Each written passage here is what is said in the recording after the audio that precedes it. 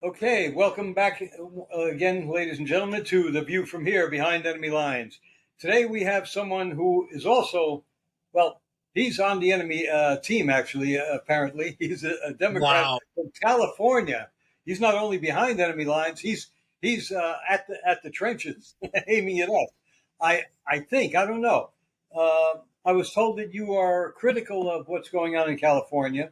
So Mike, let's why don't you just to introduce let you yourself? know, Mike, Roy is like that 5-year-old that says stuff that you get embarrassed about. I'm like the parent, okay? I'm so sorry that he said what he said, No, I love exposing it. No, exposing my my thoughts thing the is way I you did. can't be serious for too long. It drives me nuts. So I Yes, have to let's inject have some humor fun. right there. First of all, I love it, guys. It makes for good. It makes for good viewing, and it's an honor to be here. I believe in talking with everybody. I think that's one of the problems with the United States right now is we don't talk anymore. So I'm Yes. Mike Gatto, and as the entry said, I represented Hollywood in the California legislature for Ooh. 7 years. My district was 500,000 people at the heart of Los Angeles and also the cities of Glendale and Burbank.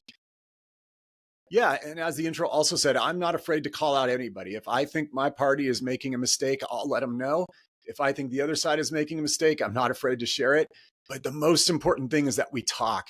We got to talk. We got to get to know each other. You know, it's especially with what's gone on in the last month. My gosh, talking is everything. We're not going to settle these disputes with bullets, folks. Yeah. No, I mean it used to be that people talk all the time, and I mean if you went to family reunions and so forth, sometimes if a couple of people had hot tempers, you didn't talk about certain things like politics or religion, Yeah. but you could generally, even if you did talk about it, it never got violent, never got to the point where somebody got up, stormed out, and said they're never going to see you again, or they'll Well, see you in hell or Yeah. whatever. you know That didn't happen. the thing is that conversation is good, but what's even more essential, as far as I'm concerned, is finding common ground. Yeah. And so the thing is that just by declaring that you believe that conversation is essential for citizens to have, you've already established your agreement with the First Amendment, which is like so important. So the ability to be able to communicate regardless of what your views are is another thing. But I've actually paid attention to you. I've listened to some of your stuff, and I have to admit that you have what I consider a more acceptable approach towards what I consider disagreeable subjects. Well, thank you. I appreciate that a lot. I appreciate that a lot. So why don't you let the world know who you are for sure? Well, so again, Mike Gatto, I served for 7 years in the California legislature representing a Hollywood-based district. Now what I do is I give the California Democratic view on Newsmax several times a week. I also appear on other media outlets. What I'm known for is being, I think I'm more candid than other politicians. You can ask me about anything. If there's an issue that you say, hey, what do you think the Democratic Party is thinking on this? I'll tell you, and I'll tell you if I think it's right or wrong. I also, believe that there's certain things that we can agree on as common ground. We have somehow in our society, we have lost the fact that we're all Americans and we should be pulling in the same direction. Very good. And I'll tell you that one of the most frustrating things about that too is that we're sort of normalizing sociopaths. I think when, what you said in the intro, right? It's like if somebody goes to a family gathering and says, gee, this person voted this way, this person voted this way, I'm never going to talk to my family member again. I mean, my gosh, folks, what have we become? We've got to be a place where people can be a little more accepting. And by the way, I have theories about this. Sometimes I wonder if the same way that our intelligence services goes into certain countries, and it's been documented, where we try to foment, uprisings. Is it possible that some of the stuff on social media is being pushed to drive Americans apart? I sometimes wonder about that because it sure seems to be working. I guess I mean I agree with you there. I do think that the intelligence services do have something to do with this. Okay, not completely. It's not just them, but then the education system, which is has been controlled by the left for many years. I mean, I don't know exactly how you are, but I feel that I believe, and a lot of other people have said it, that John F. Kennedy would not be accepted by today's Democrat Party. Yeah, that's correct. I mean, look, the the parties have evolved many times in our nation's history. The Republican Party of Teddy Roosevelt is not the same as the Republican Party now. But no, JFK, it's not just that JFK would be rejected by today's Democratic Party. Bill Clinton would be rejected by today's Democratic Party. Barack Obama, circa 2008, would be rejected by today's Democratic Party. That is one of the things that I try to express to Democrats, which is the word progressive, when it entered our vernacular and it sort of replaced the word liberal. Some people misinterpreted that to mean progress is just wild change. It's just anything that's current, we got to get rid of. And anything that is new and exciting and like whatever, that's progress. Folks, that's not progress. You can admit that you're conservative. When people ask me, like, are you, like, where are you? I say, on some things, I'm a conservative. Well, what do you mean by that? Well, I think we've got the best Constitution that's ever been written. I think the American traditions of free speech and all the other freedoms in the Bill of Rights are something that we've got to cherish. And if that makes me a conservative because I don't want to change that because it's a 200-something-year-old document, then so be it. That's what I am. And so, I don't like this idea that, we've got to continually run around like chickens with our heads cut off to find something new, because there's a lot to like in our country. See, that's why I never, in my writings or in my, my rants here or whatever, I don't attack liberals, because the liberals were good. In fact, I think that the founders were classical liberals. Okay, and even George Washington warned against political parties and how divisive they could be and so forth, and obstructionists. And I believe that the liberals of up until JFK's time, the liberal name was hijacked by the progressives. Now the progressives are coming out and saying, yeah, we're progressives. They don't even call themselves liberals unless it's to try and influence people on media. Then they'll say they're liberal, which they are not. The Republican Party used to be, has always been more conservative, but liberal in certain ways too.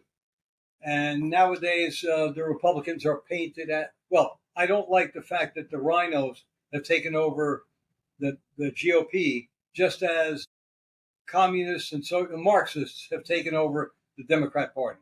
The Democrat Party, basically, blue dog Democrats, I like.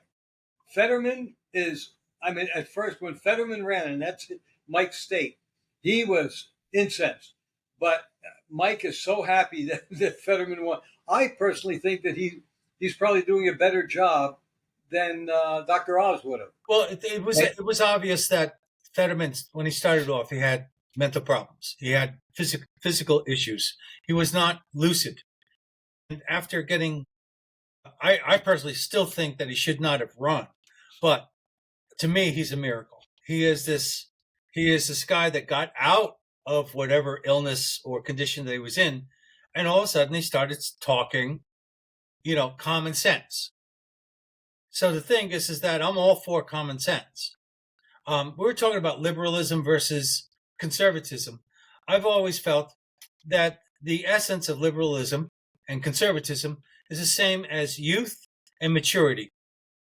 With the liberalism and the youth, they tend to be inventive. They tend to be explorative. They tend to look for the next thing. And the conservatives and the mature tend to go, whoa, let's hold on now. 7 generations. Let's see what's going on. So this dance between conservatism and liberalism, as it's called, is the dance that we really need to perform in order to get the best out of it, because we need growth, we need new ideas, and we don't want to stifle stuff, but we also need rationality, and we also need experience to guide our growth. So, can I ask you a question? Do you sometimes think that previous generations were better at recognizing that very simple truth that you just said? Do you sometimes think, because sometimes I think, like, right now, if there's like a pop star who's 24 years old and says something about politics at a concert, now the media is like, oh, so and so said this thing. It's like they're reporting on it like it's serious and like it's credible. Whereas I get a sense that, like, 50 years ago, it wouldn't have made news, or they would have said, this is a 20-something-year-old pop star who probably shouldn't be talking about these issues that, he or she might not be that well versed on. And sometimes I also think that, as bad as we are with giving the youth a true voice, we also do give some of the wackier ideas an outsized voice, where it's like we take something seriously, even though we know it's been tried and it hasn't worked, right? And people will come out with these ideas like, oh, I've got this idea. And it's like, well, that's been tried for 2,000 years and it always ends in disaster. But then we take that idea seriously. And I think that's kind of a mistake. Well, the thing is that this general concept of mine is a tribal concept, in the sense that, I don't know if you're aware of it, but the Cherokee people, when a child came into being, the parents were responsible for its well-being, but the elders were responsible for its training. And the reason for that was because there is conflict between children and their parents to some degree. So by going ahead and defaulting to the grandparents, there is more gentility. There's less, you got to do it now kind of thing. That's interesting. So the thing is, wisdom. Right, and that's found in older cultures as well. You'll find that in older cultures, older European cultures, you would have a neighborhood, and everybody knew each other in the neighborhood. Sure. And they would draw together. And the problem is we have disassembled ourselves socially from our living space. So I've made that point too. I've made that point with two ways. I taught upper division poli-sci at University of Southern California, USC. And we would talk about this a lot with the class because they would sometimes think that, their experience was totally new and nothing else. I said, well, listen, have you ever been to your ancestors' hometown? And a few of them raised their hand. I have. My grandfather's town in Italy was founded in 652 AD. It probably had a population of 500. Population went to about 2,000 in 1000 AD. And it's had roughly 3,000 since 1000 AD. 3,000 now, 3,100 years ago. One of the things you're really struck by is what you said, right? There's a community that raises the child. There's it's not an anonymous society where there's road rage and you do something and you get by with it and it's, nobody ever figures it out. People know you. They know what you've done. They know what you stand for. They remind you of things. I also tell people that when they say social media is ruining the world and it's doing a lot of things that are totally new. But many of the things that social media brings, which is nobody ever forgets anything, things are permanent. I was there in small towns anyway. Like if you went to the high school dance in a town of 3,000 and you had too much to drink and you vomited, like they're still talking about that when you're 60 because nobody forgets anything. And it's kind of like the same with social media, right? It's something that's there and it's forever, and and it is what it is. So, but I think that's a very important point. I think that the elders in a society taking interest in the youth is very, very helpful. And it would reduce everything from school shootings, down to just, dropping out of school if you had more of a sense of community. We also need culture. And we've stopped becoming a culture. One of the problems that people have is assimilating to adulthood. And without the right mechanisms in place, that doesn't happen. What happens is you have isolation. And then the social media, which is always there, is always that little puppy dog that's willing to let you pet it, takes over the position of a person. And we are a herd mentality. We need people. And yes, men tend to be a bit more independent to some degree, but only if they have a home to come to. So for sure. I'm sorry, I got lost on that one. But no, I do think that we okay, I'm going to just say it out. I've been trying to talk around it. We need more God in our life. And God. Oh, God. Okay. And we've become a nation with a lot of people that think that atheism is intellectual freedom, where it's not. because the fact of the matter is that religious. I'm not a big fan of religion, but I am a big fan of God, and I just think that having God in your life kind of eliminates some of that insulation that we experience when we don't have true interaction with our fellow man. Well, I'll tell you how I talk about that and how I frame it, and my friends on the left don't always like it. I frame it as a joke so that they can kind of learn from it, Hopefully. but you see if you can tell me where this is going, right? Sometimes I'll talk with them and I'll say, like, what made life in the 1600s so hellish in Europe? They say, oh, well, it was a Protestant Catholic wars, and you had these people, and they would go out in their town, and they would say they would chant, and they would have these mass things, and they would all walk down the street together, and like they would say, gee, the other side is horrible, and blah blah blah. And what are you doing this weekend? Well, I'm going to a protest, and I'm going to chant, and I'm going to talk about how the other side is. I mean, somebody said, right, politics is the new religion, and that's really true. We have completely supplanted religion in our lives, but then you've got people who believe just as fervently in their political views. And the problem with that is toxic, because politics is it's government. It's what runs the world. It's what runs society. And when you bring that ferventness in there, and you supplant the religious aspects of things, you get the society that we've got today, which I don't think too many people love the way that public discourse is right. Well, politics begins with the number 3. Once you have 3 people, all of a sudden you've got politics going on. Sure. Now, listen, that's your business and stuff, and maybe it's too simple a statement to make, but the fact of the matter is that we need not the politics of government, to interfere with the politics of society and living and so forth like that. We need less regulations on the human condition and more regulations on, let's say, criminals and so forth like that.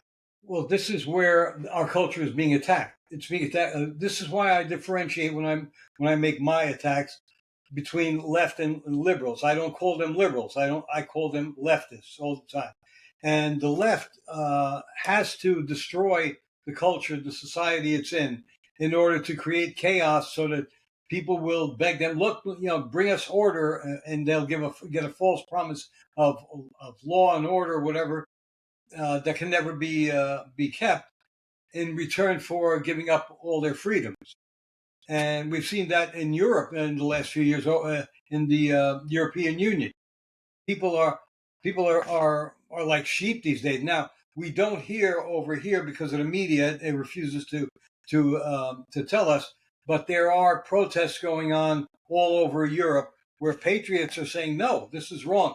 We are being like in Great Britain, people are getting arrested for flying the British flag."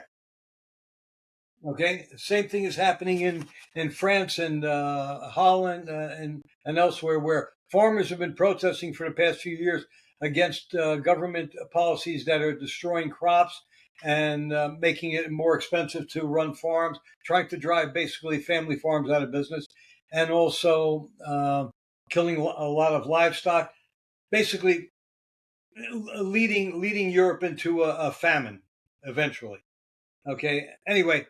The point is the culture is being destroyed from within by the left, which is not liberal at all.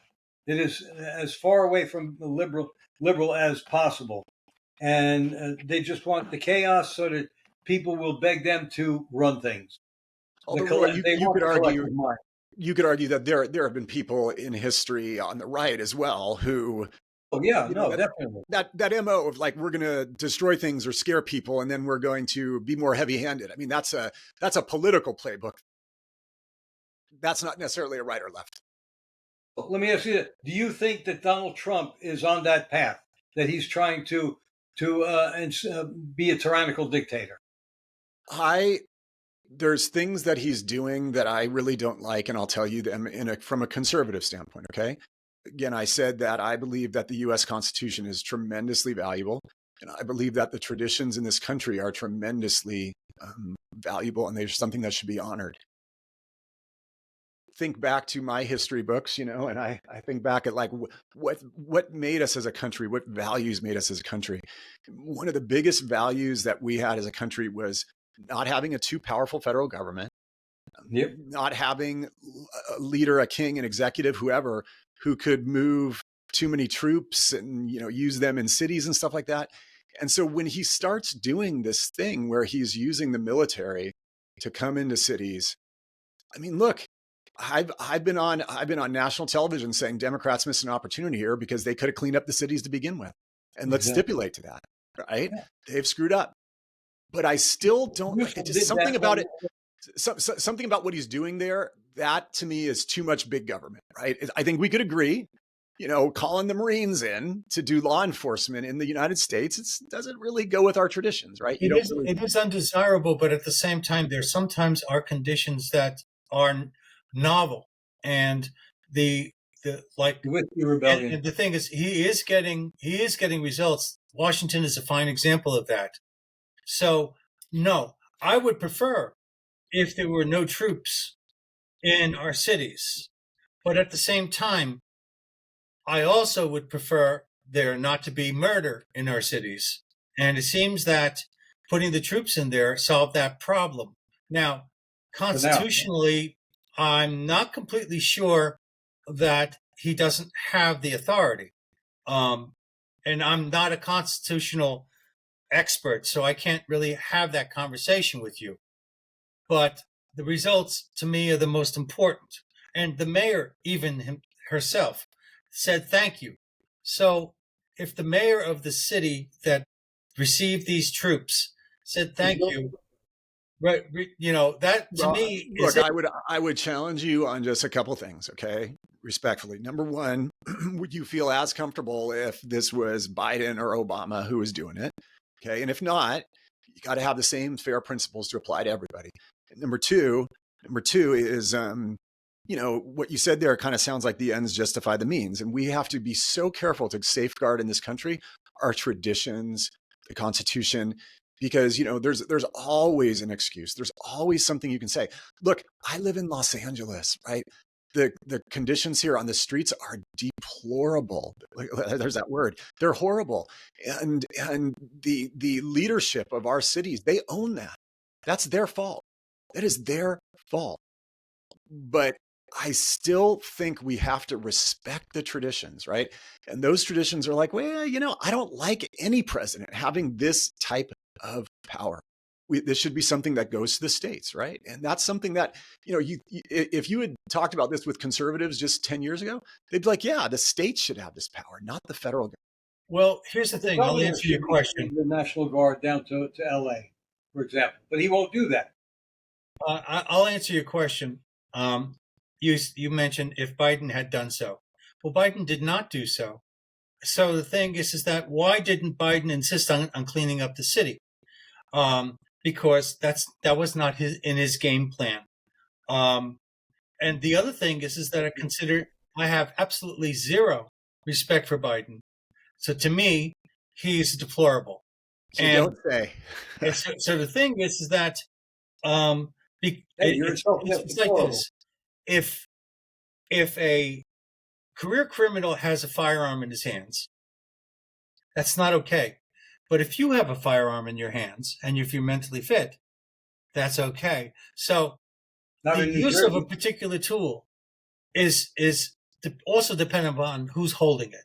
So I would say I trust Donald Trump not to go beyond what he should do. Now, but the laws cannot have different standards, right? I mean, I totally hear you about what you said about the career criminal versus the law-abiding citizen. But there is something where there's a legal standard. You can look up and you can say, well, this person has a criminal record, this person does not. You can't just codify a gestalt, right? You can't say, well, gee, I like this president, I don't like this other president, and so we're going to have a double standard. You have to have a standard. It's not about just liking or disliking. I considered Biden an inept parasite, and the thing is that in his hands, he would ruin things even more. Whereas I consider Donald Trump competent and capable. Right, but the key word is I consider. That is subjective. What I'm trying to say is there's got to be a standard that is legal or constitutional. A court can't go say, Mr. Salvaggio just considers this guy. Yeah, Well, that's great. I mean, like, I don't know enough. I don't know constitutional law. I'm quite sure that you're more adept at it than I am. But the thing is, regardless of whether or not I'm a carpenter or not, I know a crooked table when I see one. And sometimes it is somebody like myself who has maybe not the credentials, not the background, whatever, looking for results. And what I see is results. And to me, that's the ultimate test. Well, unfortunately, the way some people like Mayor Johnson of Chicago, he said he's not going to do anything, not going to make any changes. He doesn't want the National Guard there, but he's not going to have his police force enforce the laws like they used to. So he's going to maintain the status quo. So what that is pushing you to is eventually a government takeover for, in other words, to restore peace, law and order, whatever it is, and then that could lead to tyranny later on. It's true, which is why the Constitution does not really back that. Or you're going to wind up having people telling people, look, you're going to have to take care of yourselves. We can't do it. We won't do it. Our politicians aren't letting our police do it. So you're going to have to fend for yourselves. And that's going to lead to vigilantism. Either way, it's not good.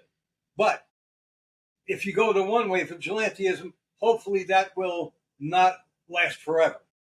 You go the government route, that will last as long as politicians can, wield power and take power away. The more power they take away from people, the more they'll exercise their power.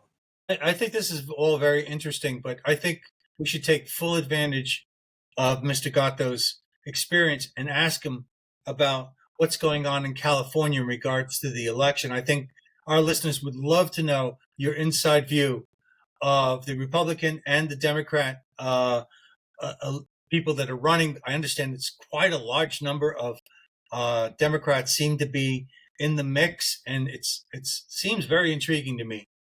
You're talking the race for governor of California next year? Are you talking the race for governor, or are you talking our current people? Okay, so I mean, for viewers who are not familiar, our governor Gavin Newsome, he is termed out of office in 2026. Widely acknowledged. I think it's no secret he'll be running for president in 2028. That means that it'll be sort of a 2-year campaign, right? Where he'll probably be visiting Iowa and South Carolina and all those states, in 2027, and going right for the 2028 nomination. Obviously, the governorship of California is considered a great prize. We're this giant state, 40 million people, 1/10 the country, ton of GDP. If we were an independent nation, we'd be blah, blah, blah, blah, blah, right? So you have this giant field of people running for governor of the state of California. By my last count, there could be as many as, 12 or 13 Democrats in the race, 2 Republicans. California has this really unique system, right? We don't have primaries anymore. We have the top 2. The top 2 proceed regardless of party. You could have a situation, and this happened in a Democratic district recently, a Democratic state legislative district, where there were so many Democrats that, I'm sorry, it happened the other way around.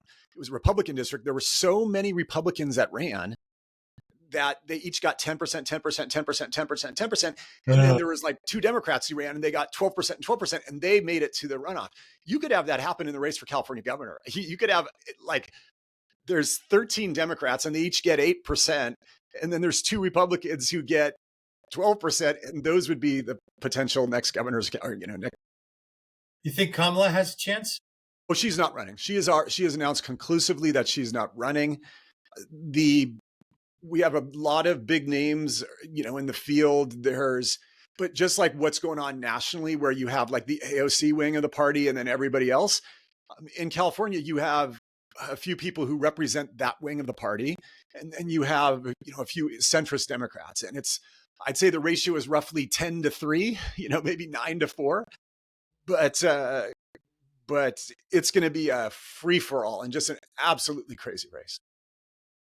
Fantastic. What was your, since you're in Los Angeles, what's your take on what's going on in the aftermath of the Palisades fire? Oh, Why is it that only less than a half dozen building permits have been issued since President Trump visited and spoke with the mayor? I forget her Karen name. Bass, yeah. The communist mayor. Palisades, the Palisades fire and the Eaton fire in Altadena, which is just northeast of Los Angeles. This was just an example of,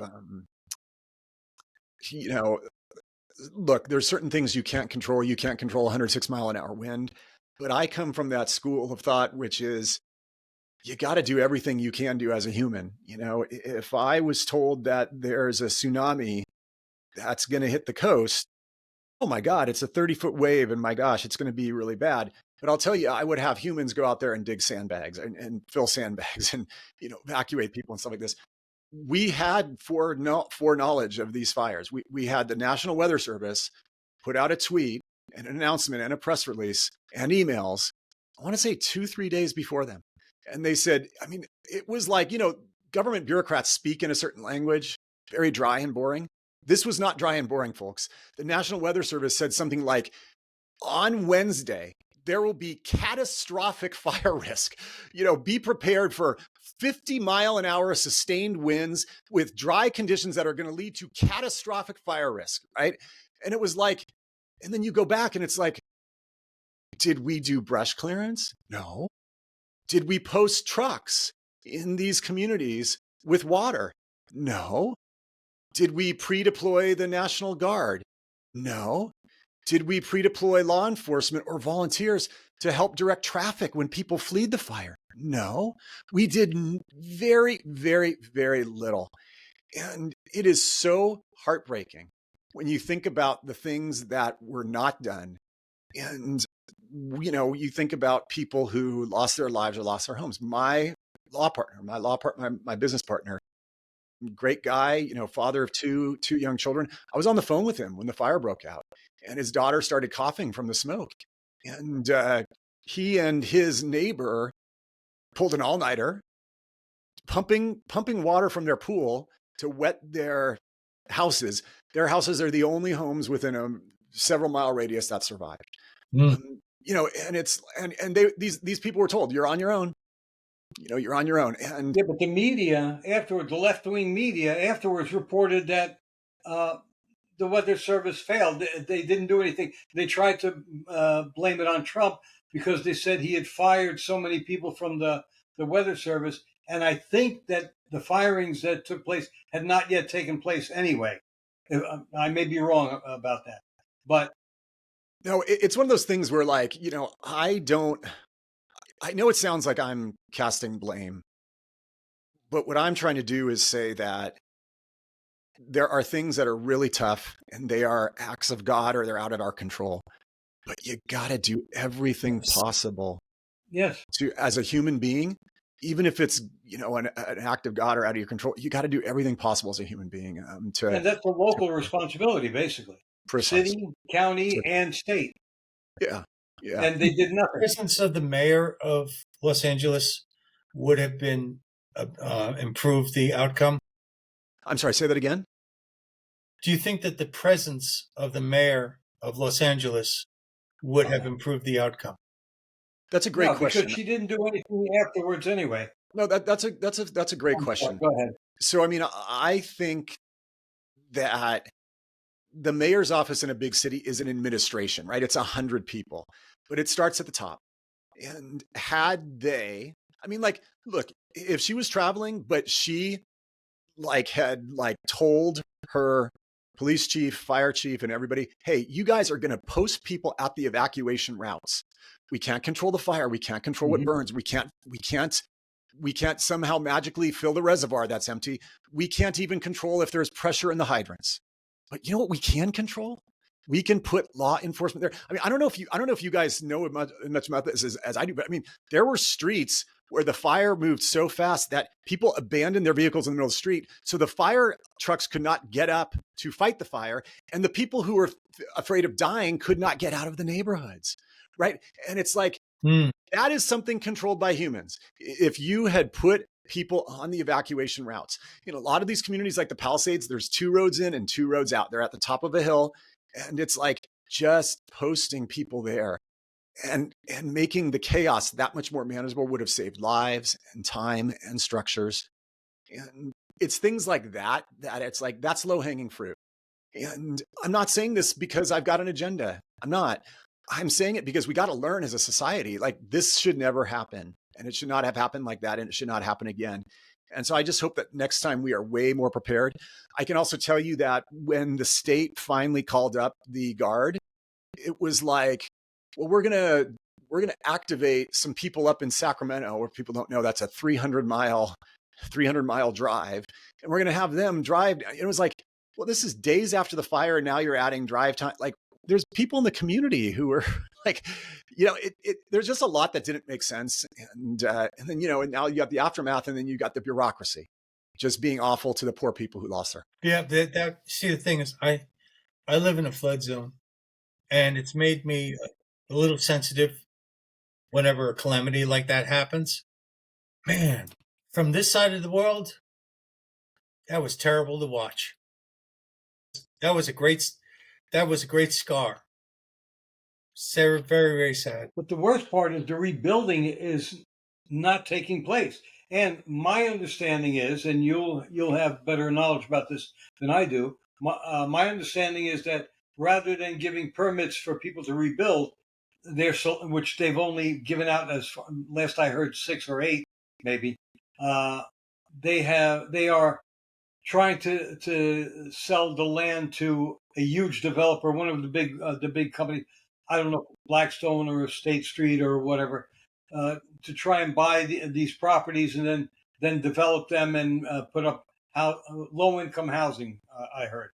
Okay, I don't know about that. Some of that stuff, frankly, veers into the realm of conspiracy theories, but it is no conspiracy to say that the system in California, particularly in Southern California, particularly Los Angeles, when it comes to bureaucracy, even with everything they've been trying to do to get rid of the bureaucracy, it is still really difficult to get permits. It is really expensive to rebuild because of all the other regulations and things we put on. Plus, California is just a very expensive state. And, if you bought a home in the Palisades, 20, 30 years ago, and now you got to rebuild it at 2025 expenses, it's not easy, folks. And so I think a lot of these communities will take, 20 years to get back to what they were,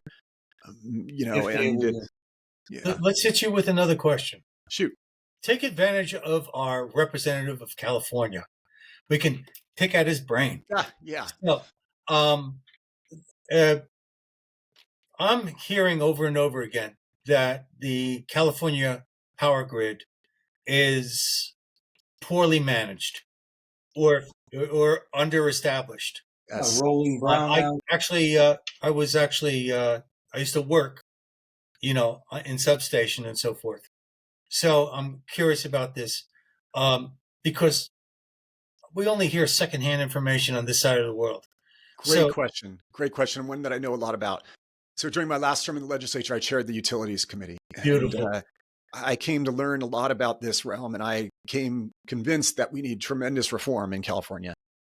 I'll tell you too, the hypocrisy and the things that happen that make me chuckle a little bit.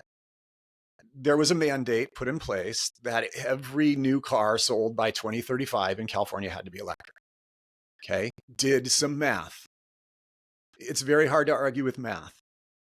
The Department of Motor Vehicles in California puts out data. How many new cars are sold in California every year? It's very simple. And, there's years where, in a recession, it goes down, and in a boom, it goes up, and, but it's, you can chart it. Like it's a certain number of, there's 40 million people, a certain percentage buy a new car every year. Okay. And then there's really good data. There's been data for 100 years. How many miles does the average person drive? Right? Very simple. I think it's 12,000 miles a year. Okay. So, okay, this many new cars, okay. And then it's like, well, how much power does an electric car consume to drive those miles? It's like miles per gallon with gas. You could calculate how much gas would be needed for all the new cars, okay? So I calculated this. It was like the power needs to fulfill, and this is why I think sometimes we devolve into demagoguery, but we make these promises that can never possibly happen. The power needs to fulfill this every new electric car, like buy blah, blah, blah. It would be like, I think I think with my calculations, if I remember them correctly, we would have had to double the amount of power plants that have been constructed in California since the days of Thomas Edison. Like we would need to like build literally double the amount of power plants that have ever been constructed in the state since the day that electricity was invented. And we'd have to do it in 10 years, right? Okay. And by the way, that also means you got to do new transmission lines. And what that means is, well, we're going to put an eyesore transmission line in your backyard. And by the way, what sparked the wildfires in California? Transmission lines, right? And so you're going through this and you're thinking, this is just for the plan for electric cars. And then you add on AI, right? AI, it takes tremendous power, these server farms, right? And then you take all the other things we're electrifying. In California, they're saying you can't have a gas stove anymore. You need an electric stove and an electric water heater. And it's like, folks, this is probably not going to happen. And we are lying to the public that this is happening. And by the way, right now, with just our existing stuff, no huge electric car numbers, no AI, like we already have brownouts. Like we already don't have enough power. Like the state needs 262 terawatt hours a year and we've got 260, right? And so it's just such a mess. And then you look at the corruption that our state energy regulators have had over the years and the ineptness and not inspecting power lines and letting wildfire. I mean, it is such a colossal mess. And this is what I mean by politicians have got to be honest, because people want authenticity. They want candor. And when we say things like, oh, we're going to do this, we're going to do, no, we're not. We're not going to do it. It's impossible. And we owe it to the public to be honest about that and what that would mean if we do try to do something. Also, there's another question. I'm gonna hog the airway. That's fine. I think we have time for one more, maybe two more, depending on how much I blather on. Okay. It's been reported that there is a unusual exodus from California, that you're losing lots of your population, which to me means that those are resources that are lost to the state.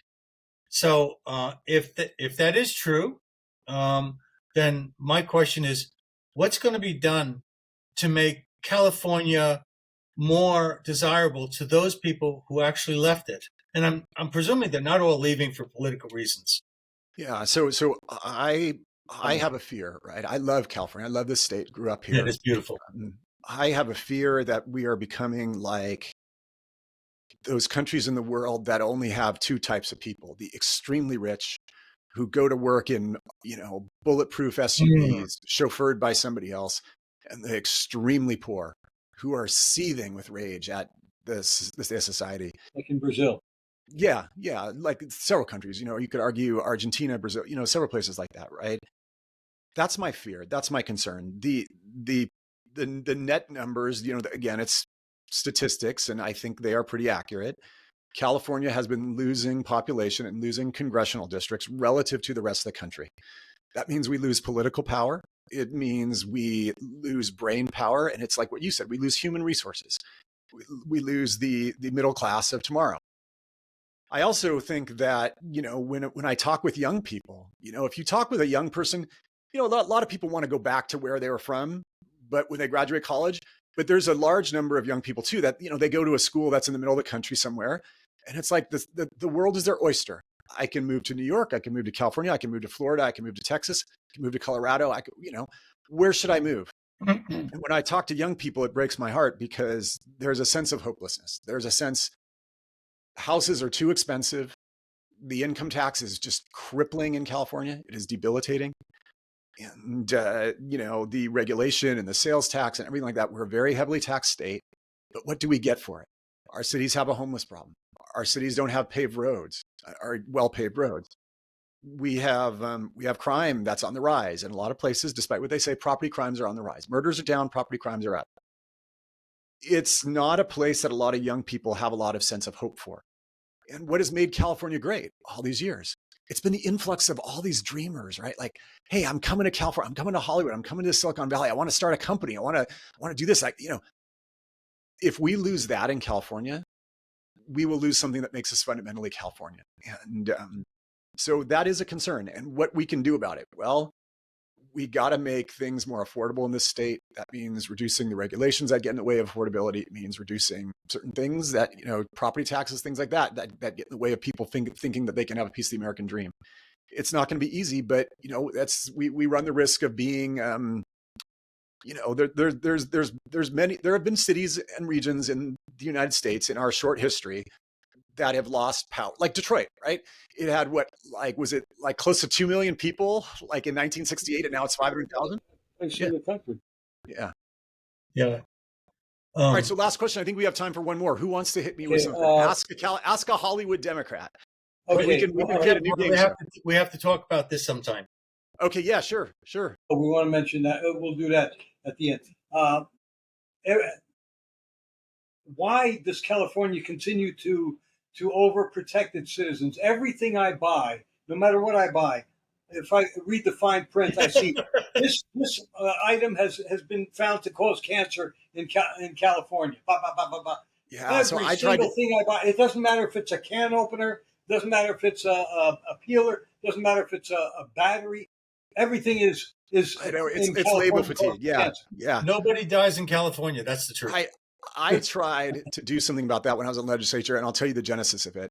We have this law in California. It's a couple generations old, and it requires labeling and signs if something could cause cancer. I had a coffee shop in my district, small business guy, lovable guy. Everybody loved the coffee shop. Guy was not wealthy by any stretch, small businessman.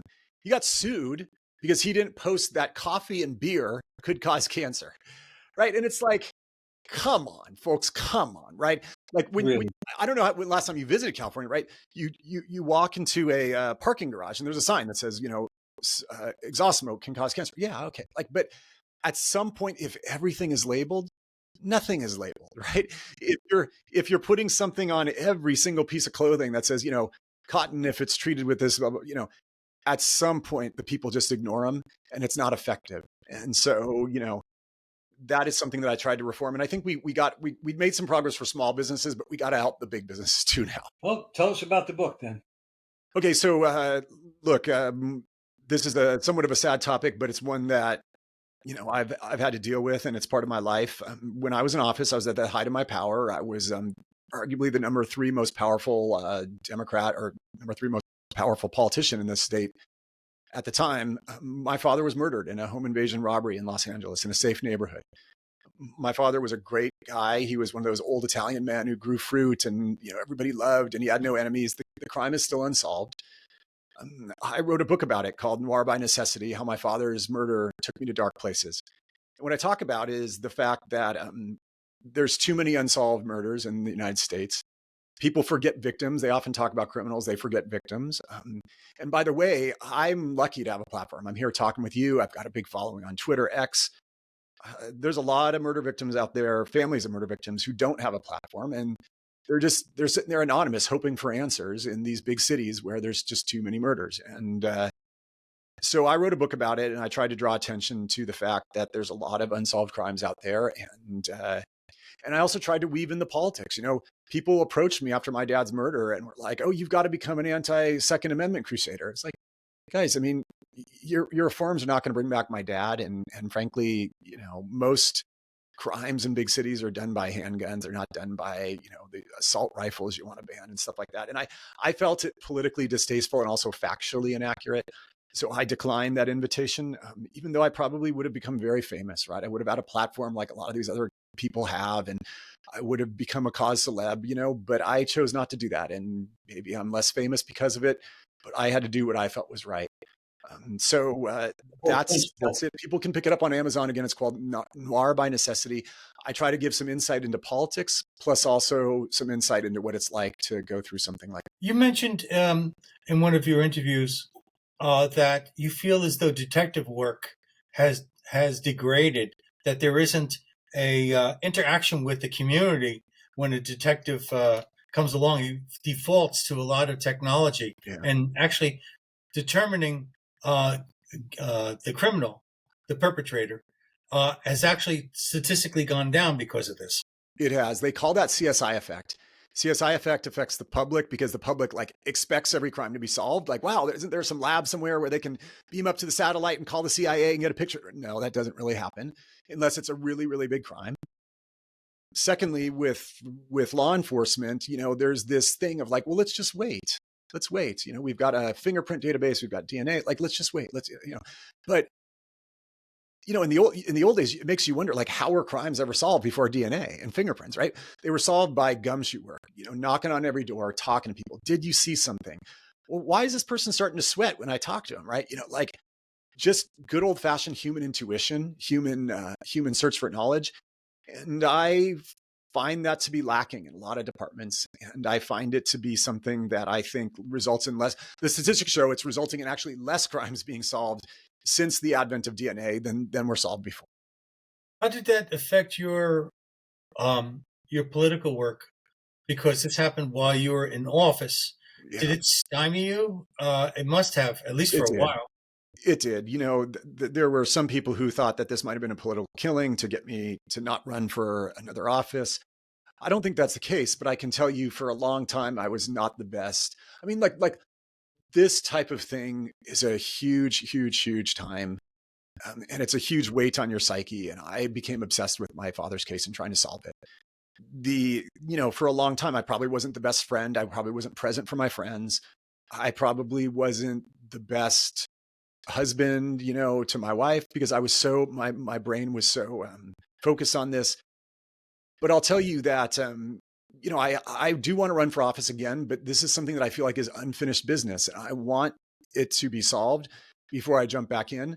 But I don't know. I just don't know. I don't know. I mean, look, it's one of those things where the police have told me we hope that we'll have some answers at some point, but whether that's 2 years or 10 years or 20 years, we just don't.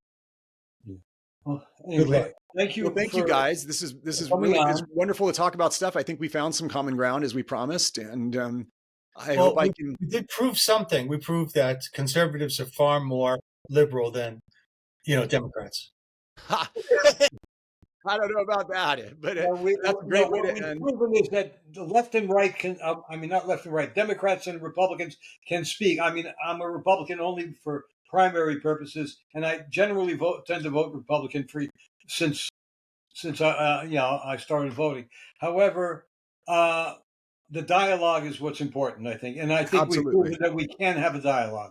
Absolutely. Thank you for having me on, gentlemen. The reason why I became a Republican was because I misunderstood. Somebody said, if you want to be in this party, you'll be right. Ha. All right, guys, I'll wait for the upload. Yes or no? I'll wait for the upload. We can still talk to you. You support SB 771? Yes or no? That's the one where it's going to penalize free speech, really.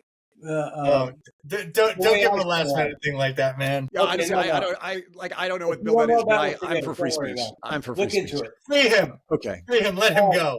Anyway, thank you very much for. Thank you. So you got Mike Gatto, who was a retired assemblyman from California. He was good enough to come on the show, and I hope you enjoyed the episode. And we'll see you again next time on The View from Here, Behind Enemy Lines. Thank you.